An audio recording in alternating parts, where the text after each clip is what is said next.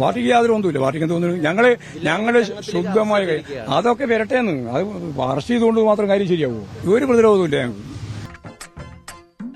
ഗോവിന്ദൻ മാഷ്ക്ക് പല സിദ്ധാന്തങ്ങളുണ്ട്. അതൊന്നും മനുഷ്യർക്ക് അങ്ങനെ ദഹിക്കുന്നതല്ല.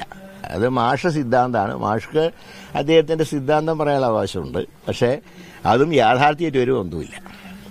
എല്ലാവരും കോടതി ശിക്ഷിക്കുമ്പോൾ തന്നെയാണ് കുറ്റക്കാരാവുന്നത്. പക്ഷെ എന്ന് വിചാരിച്ചിട്ട് കുറ്റം ചെയ്തു എന്ന് ആരോപിച്ച് അറസ്റ്റ് ചെയ്യുമ്പോൾ മുതൽ ആ വ്യക്തി സംശയത്തിന്റെ നിഴലാണ്. അവിടെയാണ് പാർട്ടിക്ക് ഒരു സ്റ്റാൻഡ് വേണ്ടത്.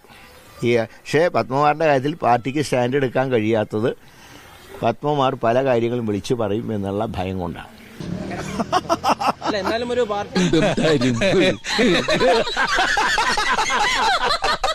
ഞങ്ങൾ മുമ്പേ പ്രതിരോധിച്ചു. ഒന്നാമത്തെ പ്രശ്നം വന്ന ആദ്യത്തെ പത്രസമ്മേളനത്തിൽ ഞാൻ പറഞ്ഞു, ശബരിമല അയ്യപ്പന്റെ ഒരു തരി സ്വർണം ആരും കാക്കാൻ പറ്റില്ല. അവന്റെ കടവാ നോക്കി പൊട്ടിക്കരുതായിരുന്നു അപ്പൊ തന്നെ.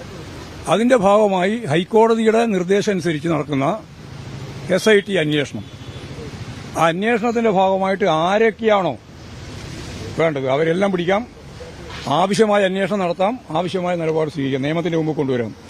അങ്ങനെ നിയമത്തിന്റെ മുമ്പിൽ കൊണ്ടുവരുമ്പോൾ ഒരാളെയും സംരക്ഷിക്കാൻ communist party of India Marxist ഇല്ല. ആരെയും സംരക്ഷിക്കുകയും ചെയ്യില്ല. ആർക്ക് വേണ്ടിയും ഏതെങ്കിലും രീതിയിലുള്ള നിലപാട് വ്യത്യസ്തമായി എടുക്കുകയും ചെയ്യില്ല. ഉറച്ച നിലപാട് അന്നേ പറഞ്ഞിട്ടുള്ളതാണ്. ആ പറഞ്ഞ നിലപാടിലാണ് ഞങ്ങൾ ഇപ്പോഴും ഉള്ളത്.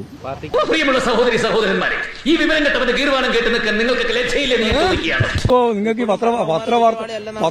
പത്രവാർത്തയെ അടിസ്ഥാനപ്പെടുത്തിയിട്ട് നിങ്ങൾക്ക് ഓരോന്നിങ്ങനെ പറഞ്ഞുകൊണ്ടിരിക്കുക. അതിന്റെ പ്രോസസ് നടക്കുക. നിങ്ങൾ എന്തിനാണ് വെപ്രാളപ്പെടുന്നത്? പകുതി വന്നിട്ട് നിലപാട് സ്വീകരിക്കേണ്ട കാര്യം നല്ലോണം പാവട്ടെ പോരെ. നല്ല സണ്ണിച്ചേട്ടോ ചക്കടാൻ കയറിയതാണോ? അല്ലടാ, തുണിയലക്കാൻ കയറിയതാ.